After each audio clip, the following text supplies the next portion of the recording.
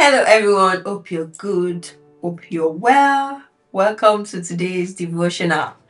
I hope you're rounding off the week and the month in a couple of days really nicely. Oops, Q1 is over. But yeah, thank you once again for joining me in the devotional. I'm always excited to kind of find what I just come to discover in the Word of God and sharing that with you guys. I don't know if you guys also know. To a very large degree, a lot of things come.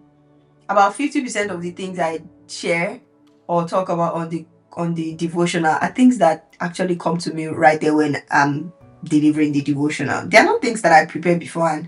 So in a way, it's always quite exciting for me as well to go into the Word of God and be like, so what does God have to uncover while I'm going through the scriptures out loud? It's always very exciting for me. So once again, thank you for joining me always. Today we are going through, oh gosh, I think I spent a lot of time in the Old Testament in the past couple of weeks, and we are still here. We're still going strong in the Old Testament. Today we're going to the book of Daniel. Daniel chapter 1. I think the book of Daniel, the first few chapters of Daniel is a very popular story of Daniel, Shadrach, Meshach, and Abednego. I feel like a lot of people are more familiar with those introductory chapters of Daniel compared to like when Daniel starts seeing his interesting visions and the things that happen in the later chapters of the book of Daniel. But we're going to spend some time in the early chapters, the first chapter actually of Daniel. And this verse comes to mind a lot, especially when I'm thinking about a lot of us as Christians today in the workplace, as Christians in the society that has secular expectations and requirements of us, not just for us to live up to, but as part of our daily lives, as part of our civic duty, as part of our responsibilities, as part of even ways by which we show the power of God and how we act out those responsibilities. And I'm hoping that we can take lessons from the book of Daniel chapter 1 here on a couple of things that can help us to reframe how we think about our work and what we represent in the society that we're in, right? But without much further ado, let's get into the Word of God and see what God has to say in the book of Daniel chapter 1. I'll read through as always.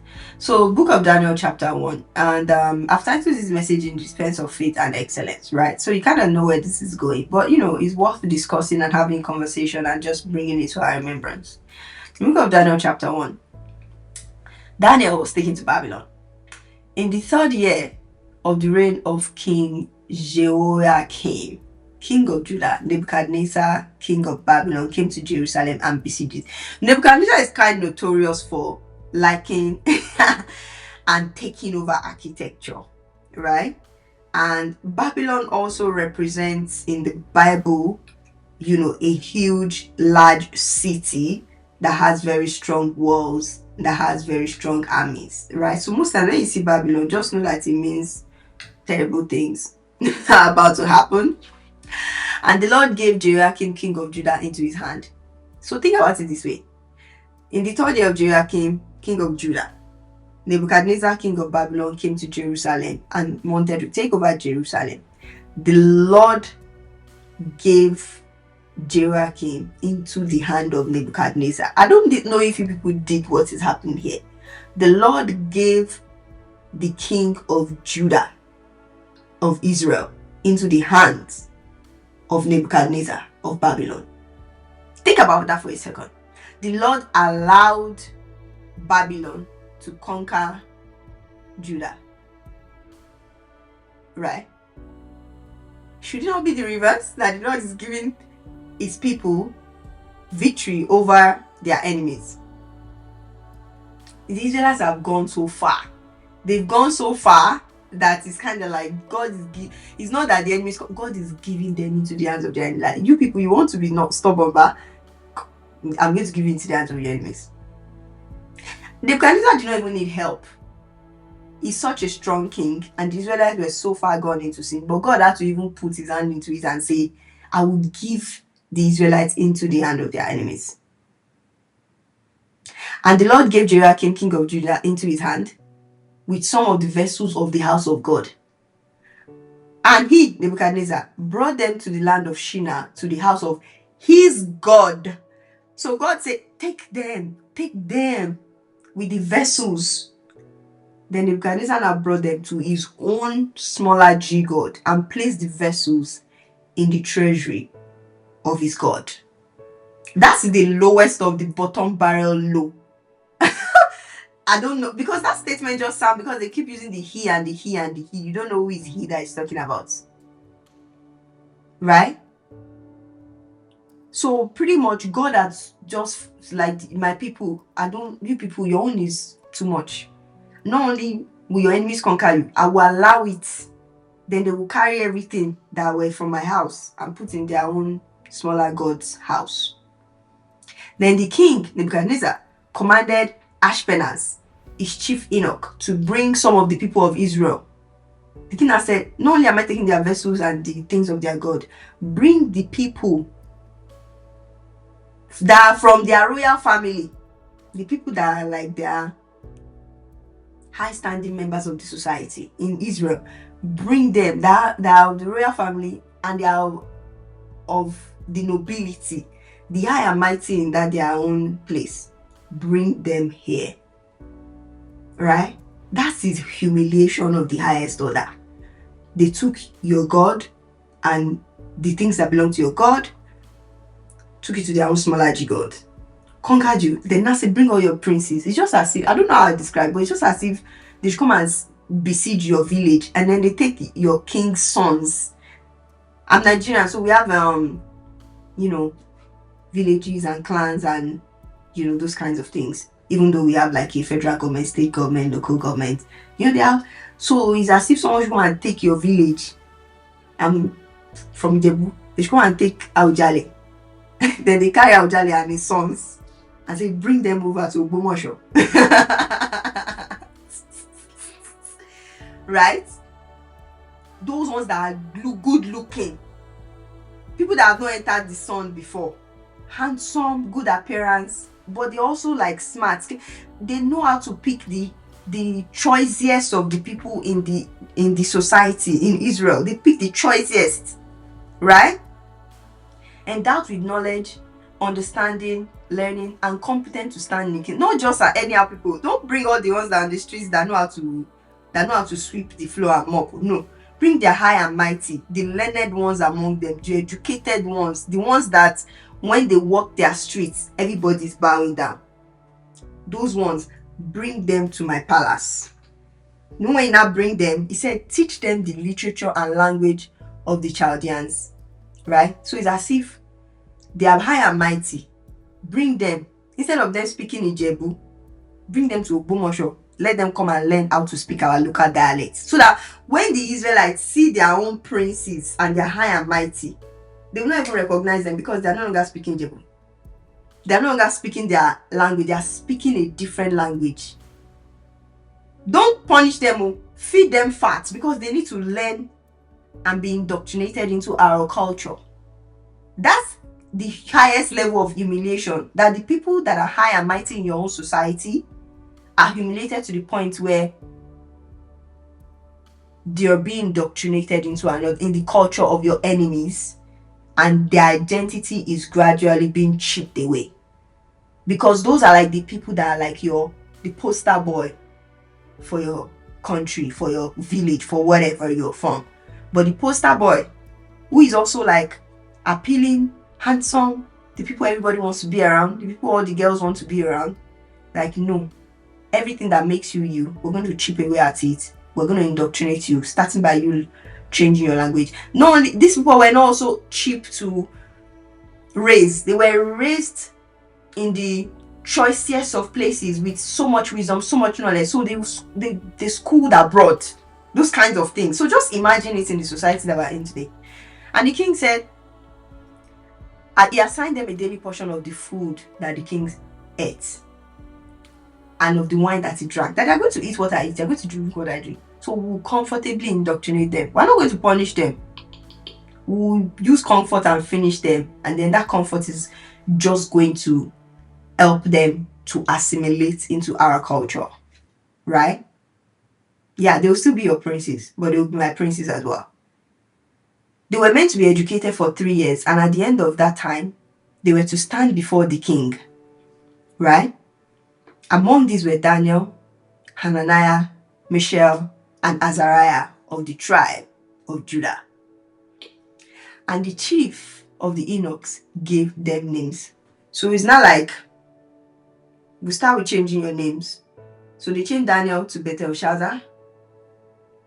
They changed Ananiah to Shadrach, Mishael to Meshach, Azariah to Abednego. So Shadrach, Meshach, and Abednego are not their Jewish names. They're their Babylonian names. Right? So the king was chipping away at the identities, not only of the lowest of the low in this society, but the prime noble members of the Israel society, starting by changing their names. And guess what? You and I don't even know that Shadrach, Meshach, and Abednego is their Babylonian name. That's how well the indoctrination worked. That's how well it worked. Because we forgot their Jewish names. Only Daniel. So, Daniel resolved that he would not defile himself with the food of the king or with the wine that he drank. Therefore, he asked the eunuchs, the chief of the eunuchs, to allow him not to defile himself. And God gave Daniel favor and compassion in the sight of the eunuchs. And the chief of the eunuchs said to Daniel, I fear my lord the king, who assigned your food and your drink. For why should he see that you are in a worse condition than the youths who are of your own age? Why should you be looking skinny? We have plans for you, bro. You cannot be skinny. You cannot suffer. You cannot die of hunger. You have to be fed fat because there are plans for you. Then Daniel said to the steward, whom the chief of the eunuch had assigned over Daniel, Ananiah, Mishael, and Azariah, test your servants for 7 days. Let us be given vegetables to eat and water to drink. Then let our appearance and the appearance of the youth who ate the king's food be observed by you, and deal with your servants according to what you see. So he listened to them in this matter and tested them for 10 days. Daniel said, test us for 7 days, for 10 days. And the guy tested them for 10 days. And at the end of the 10 days, it was seen that they were better in appearance and fatter in flesh than all the youths who ate the king's food. So the steward took away their food and the wine they were to drink and gave them vegetables. Say, is that what's making you guys fat? Yeah, you'll be fat, don't worry. As for the 4 youths, God gave them learning and skill in all literature and wisdom, and Daniel had understanding in all visions and dreams. You know what, this story also is so interesting because we started with saying that in the year of Jehoiakim, Nebuchadnezzar came to Jerusalem and besieged, and God gave Jehoiakim, king of Judah, into his hand. God allowed that siege to happen. God gave the king of Israel into his hands. However, there were Israelites that still found favor in the sight of God. And some of those Israelites are Shadrach, Meshach, and Abednego. Azariah, Mishael, and what's the last one's name? Ananiah, along with Daniel. Right? So I think it still boils down to one thing I said in the last devotional, that the leader may be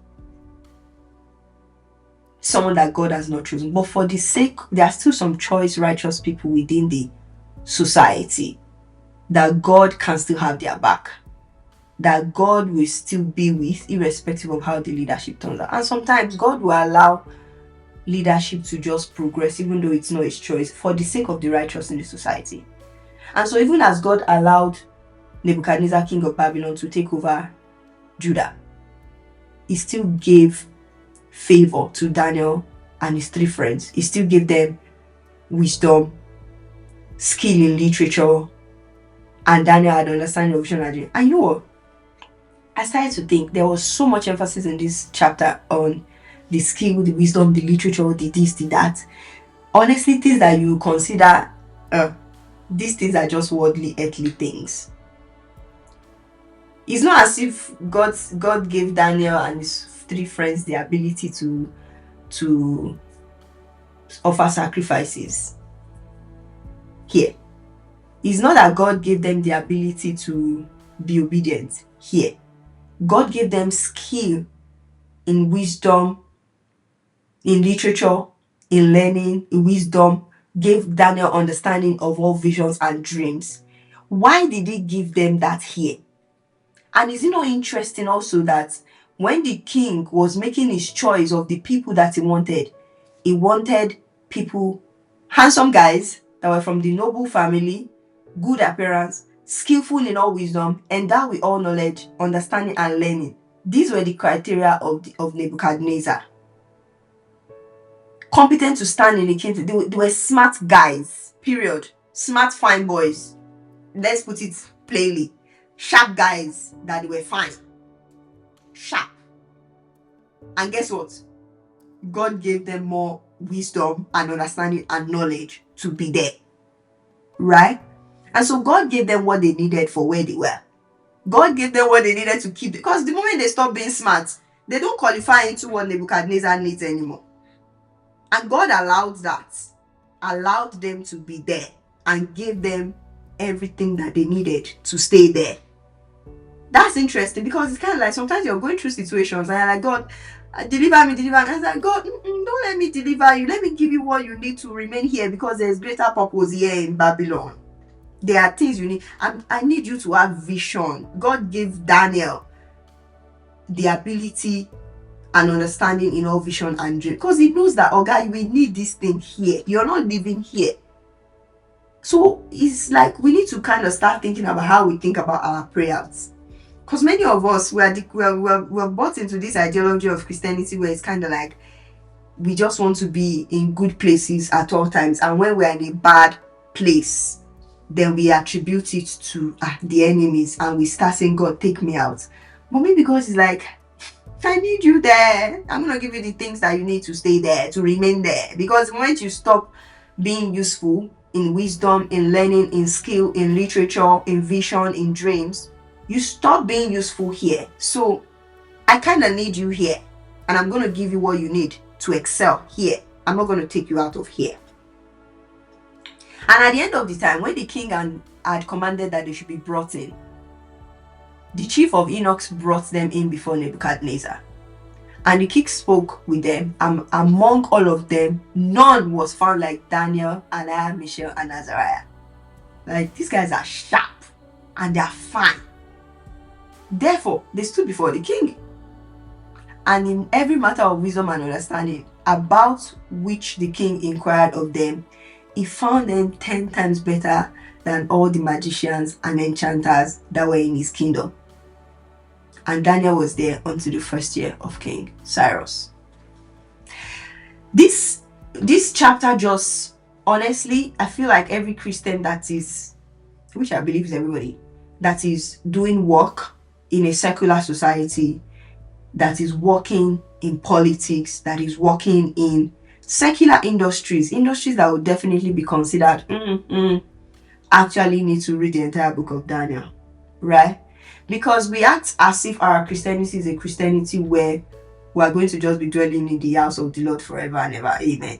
But God actually demands for us to be in places that are secular, and God will give us the skills to be exceptional in those places.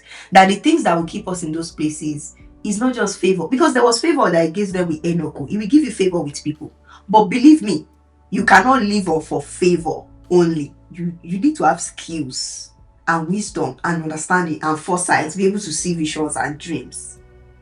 So the favor is important to open some doors, to get you through some places. But bro, when that door opens, I hope you have the wisdom and the understanding and the knowledge of literature to be able to speak in a way that would bring results.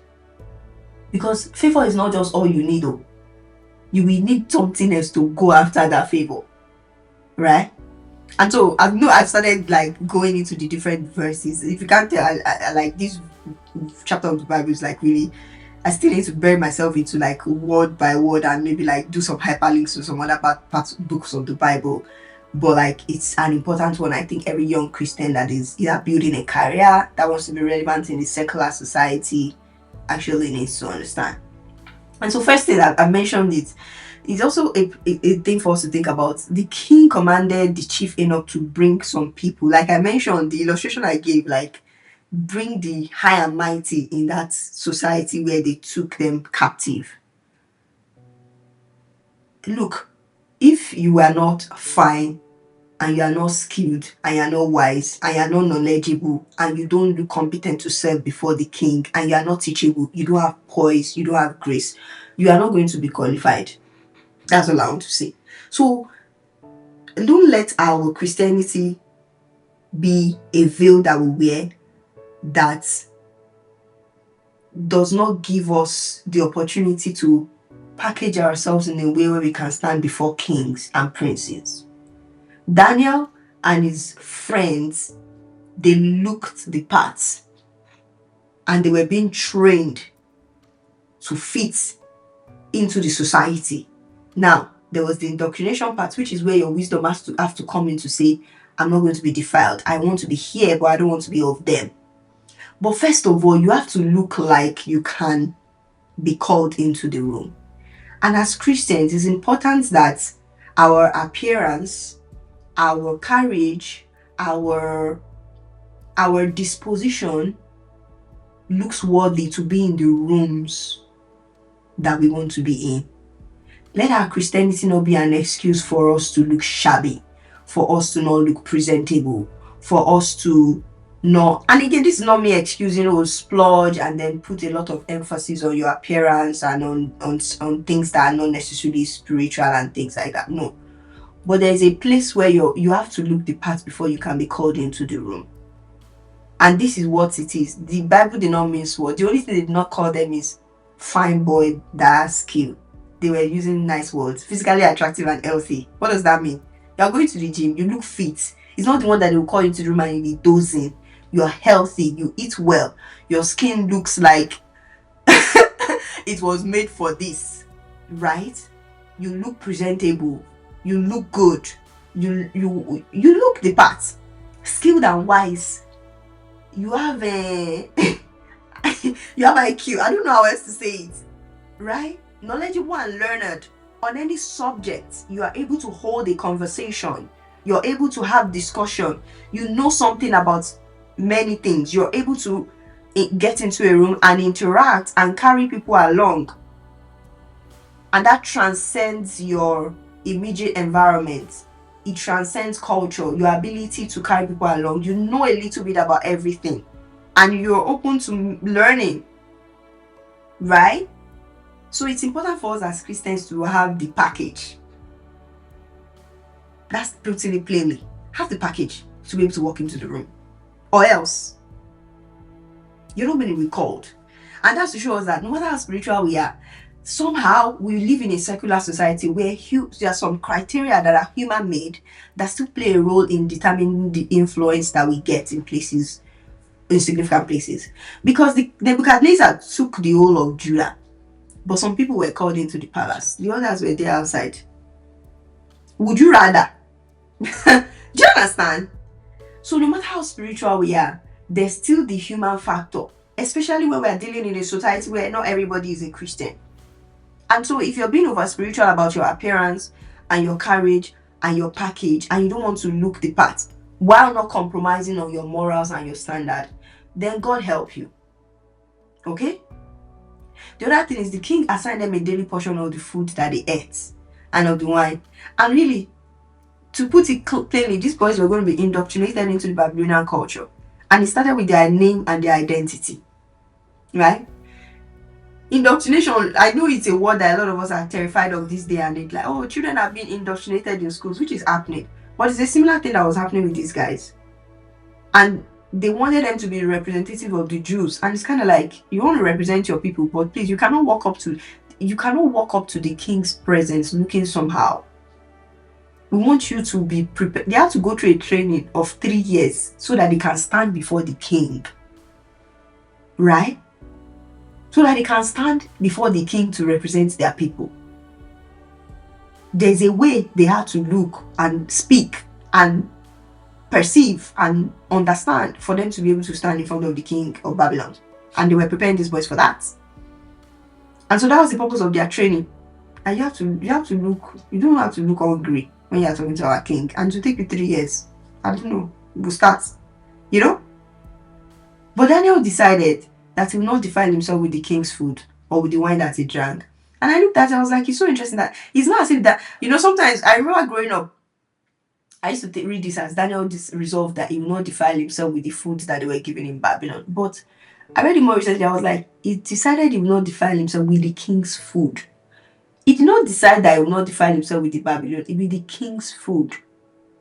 I was like, so it's possible for someone to see the food that the nobles and the high and mighty in the Babylonian society is eating and say, yeah, that's not for me, And we live in a society today where we also associate wealth, nobility with like proper. But Daniel looked at the king's food and is like, yeah, that's gonna ruin my appetite. Huh? The king's food was going to defile Daniel, and he decided, I know, don't dare, because Daniel is also from nobility, right? You just so happen to besiege my country. It has nothing to do with my taste. So there's so many things that look like they might be associated with wealth in the society that we're in, that might be associated with nobility, but would defile us as Christians. So not everything that is associated with the high and mighty and wealth in our society should actually be something that we as Christians have to partake in. That's the thing here, because it didn't just think the Babylonian food would defile, it felt the king's food. And so we kind of need to be careful. We're in a society also that a lot of people have defined success and wealth and being well-to-do by several factors that honestly, neither here nor there. But you kind of also need to be aware that even the things that people associate with wealth and success and nobility and royalty in the society that we're in today would defile you. And the defilement is not just from the point of view of, whatever. For him, it was more about maybe a lot of those food were ritually unclean things. And it seemed at the end of the day that my guy just settled for vegetables and water. It's like, I don't even trust your meat, because I don't know where your meat is going to come from. Maybe you're going to give me bat meat now, and I can't shalaye. You can't go wrong with vegetables and salad. Give me a salad every day to play it safe, right? And so not everything that is associated with success and nobility in the society that we're in is actually good for us. As Christians, our understanding of what will defile us and what will not defile us has to be well grounded in what in our faith, right? It's not necessarily because society counts it as acceptable and is associated with wealth, right? So we gotta be careful of what we consume. That even if society associates this with success, I don't necessarily have to consume that. Sometimes it's the media that we consume. Sometimes it's the way we socialize, right? I'm someone that happens to, I don't drink. In many social groups where I'm in, people talk about, drinking some champagne, or, just a Friday night and have a bottle of wine. In my mind, I'm like, just give me my cup of tea. I don't drink. I don't judge you. It's just not my thing, And of course, that's associated with a broke man has not even finished doing stuff. He wants to drink champagne. But for me, it's not really about, I have to do this because that's what people my age do, or that's what people do to relax and to calm their nerves. It's just not my thing. And I don't care how wealthy you are. I'm not going to drink. I don't care how expensive the drink is. I won't drink. And so our personal resolve has to transcend society's perception of wealth and success and maturity and adulthood, those kinds of things. We need to define those by ourselves. It doesn't have to be food in the case of Daniel. It might be the way society has defined socialization, the way society has defined wealth, the way society has defined the work that you do, the way society has defined so many things. You need to set your own values while living in the society that tolerates that. Daniel did not say, King, thou shalt not eat your. He said, for me, I'd rather do a salad. I'm not fighting you over your choice. I'm just choosing not to do that. It's that simple. It's not about you, it's about me. Right? And so he made this resolve. But eventually, God gave him favor in the sight of the chief eunuch for him to be allowed to do this. Because Daniel might have seen, like, this wants to be giving us our food daily. I don't want to go and eat a bat, and I don't want to go and eat a dead rat. Let me just do a salad. But I need that to be possible. And God gave him favor in the sight of eunuchs. And that's God did not even give him favor in the sight of the king. He gave him favor in the sight of the chief of eunuchs. And that's to let us know that in any way that we're in, human beings are still the portals or are still the proxies to give us access to things. You need favors with the people at different doors. It's not just the man at the top. If the eunuch did not consider Daniel's request good enough, Daniel would have been stuck with eating what he didn't want to eat. That wasn't good for him. Right? And the eunuch was like, look, the king is going to be mad at me if you are not fat. So I get it, but let's experiment this. And so Daniel said, yeah, let's test this for 10 days. Give me vegetables and water. And let's see. Right? So his confidence in that test, one, demonstrated his faith in his values. And that's one thing that we also need to be careful about, to the point of picking our values based on what our faith and what works for us. It must be something that we know would produce results and works for us. Right? The results, because they had to test it for 10 days. And Daniel was one that proposed the test and said, let's try it for 10 days and see if we look better than the other people. And the chief of the eunuchs agreed. But the result is what people are looking for, is my point here. Whatever it is that you are choosing to do, to be your standard for the life that you're living, you had better yield the results that people expect. Because if it's not yielding results and it's just based on vibes, or it's just been on this is how we've been doing it, you're going to be in trouble when there's a test on that moral, on that value. When there's a call to test that. When they put you side by side against people that are not doing what you're doing and they seem to be performing better than you. If your own shtick is, oh, I wake up every morning and I do one thing. By the time you do that, you have better had the result of that the people that are not doing that are having. So your confidence has to come from the fact that this is going to produce results. And whether you like it or not, the side that you pitch your tent on, the values that you have are going to be tested at some point. And so you had better be sure that the values that you have, the preferences that you have, are things that work for you and will produce results. Now, they may have given the other youths vegetables and water, and those ones were growing lean. But this is what works for Daniel. So that thing that you're saying works for you, it best be sure that it's producing the positive results in your life that is the results that is being expected. So as Christians, it's important that the things that we profess as our faith, our values and everything is backed up with tangible results. Or else it's just an inkling. If there is no results, the chief eunuch will not have granted Daniel and his friends the request to continue for the 3 years on vegetables and water. So test before your values are called to public test. Go and test it privately that is going to yield results, and go and test it that I'm not just holding on to this value simply because the society says so. I'm holding on to this thing and this preference because it works for me. If it does not work for you, let it go. Work for you means it produces results. It's not like it makes you feel good. It produces results. If you're saying I eat 5 times a day, it must produce results. If you're saying I eat 2 times once a day, let it produce results in your health, in your ability to deliver, in anything, whatever it is. If you say I must pray before I go to work, it must produce results. So test it before the public test is being called out, right? Anything that is not producing the results is just And so as Christians, let's also start to realize that we need to start being results driven.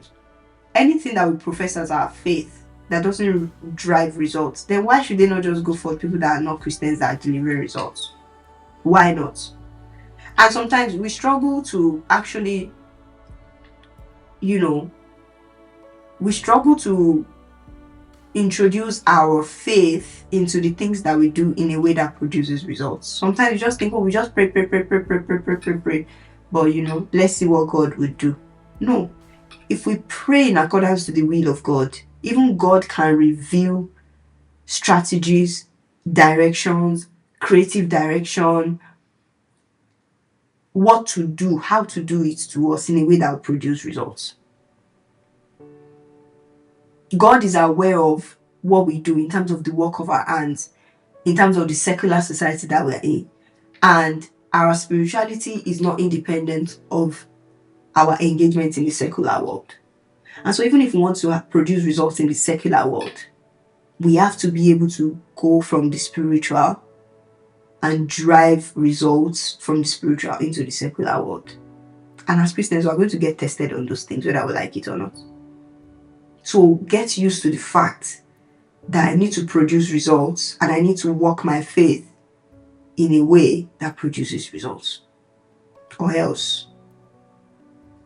Was it really fair? And so at the end of the day, in the matter of wisdom and understanding, about which the king inquired of them, he found them 10 times better than all the magicians and enchanters that were in all his kingdom. Because this was about Daniel's and his friends' diet and things like that. But at the end of the day, they were found 10 times better in a matter of wisdom and understanding. Right? In a matter of wisdom. And Daniel probably knew that the meals that he ate went a long way to impact his worship. He didn't want to eat ritually unclean things in a way that would impact his communion and intimacy with God and his ability to derive and drive wisdom and understanding from God, which was why it was important for him to say, I don't want to put myself in a situation where I eat unclean things that will impact my fellowship. And in the place of fellowship, I can drive results. So you know what? Let me let go of this food that I don't even know whether it will serve me, so that I can have fellowship and communion.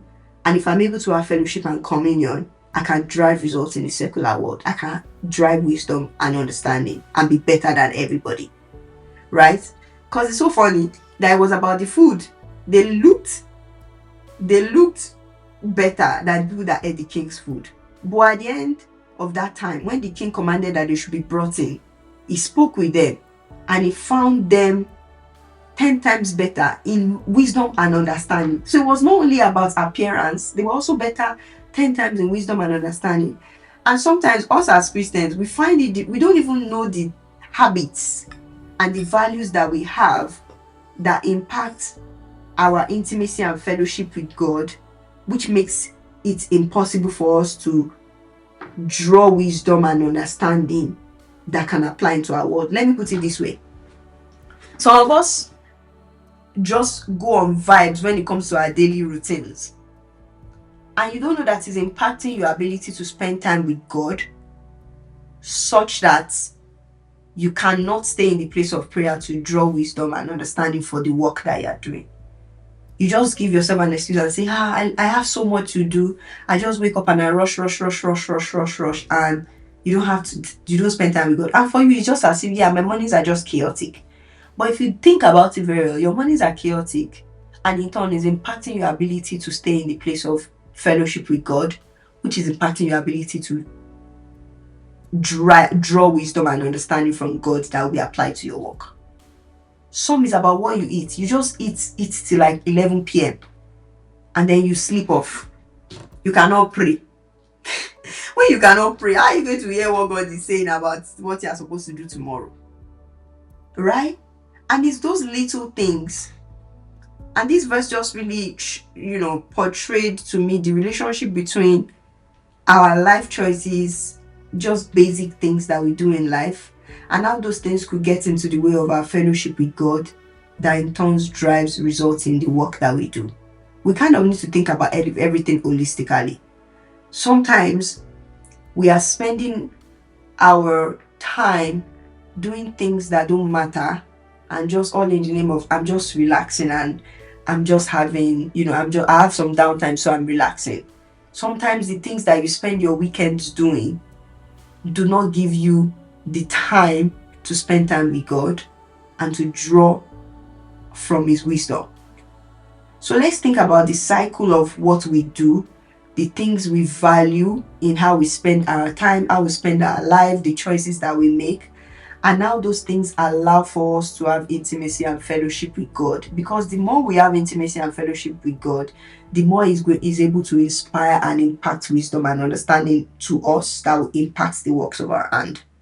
And so by the time sometimes you just go, go, go, go, go, go, go, go, by the time you are trying to get to God, you are struggling to even build that momentum. You're struggling to, it's like an uphill battle. You're struggling to build that momentum. Like, God, we've not spoken at all this month. Hey, yeah, I'm sorry. You spend the first 2 hours apologizing for the forgiveness of your sin. And God is like, oh God, there's work to be done. You've gone and now you're here. First thing, you have to first clear your sin and clear your guilt and clear your shame. We have work to do. Do you understand? So let's spend our time just auditing our lives and the things that we spend our time doing that might be getting in the place of us worshiping and having intimacy with God, that then does not help us to draw from the wisdom and the wealth of what God has made available to us. Right? And that's my encouragement for us. A few key takeaways here. One, we have to be excellent as Christians. We have to think about what we do as a direct result of our fellowship with God. We can't just be Christians that just say, yeah, if God will do it, God will do it. No, we have to be excellent, results driven, right? God's blessing was on Daniel and his friends, and because of that, they had influence in it, and they needed that influence. But they had skill, they had wisdom, they had understanding. Daniel had an understanding, he could see visions, and those things could produce results. And with our faith, we have to back it up with action, or else we are not going to be influential. And we need a lot of Christians in places of influence. So God's power is demonstrated in our obedience to Him. But we need to be obedient to Him to do what He's saying in order for us to actually take action. And so our faith in God must be followed by actions that will produce results. Right? So those are some of the things that I hope that we're able to take from this, especially as Christians that are in a society that a lot of secular demands are demanded of us, and it's what we have to do. We need to be able to engage our faith with the right actions in order to draw influence. And like I said earlier, we need to look the parts and present ourselves in a way that looks like we can be in the rooms that we want to be in, not just look like a misfit. Okay? As always, I'm going to link this document in the description box. Let me know your thoughts around it. Let me know if anything stands out to you, or you have a different interpretation. Who knows? And let's discuss it. And I pray that God is going to prepare us for the doors that is opening ahead of us. That God is going to give us the wisdom and the ability to actually make the choices that are right, that help us to stay in places of influence, that also help us to keep our connection to Him, even when we look like we're in a foreign land. That's my prayer for us in Jesus' name. As always, I'll catch you in the next devo. Have a lovely, lovely day, and bye.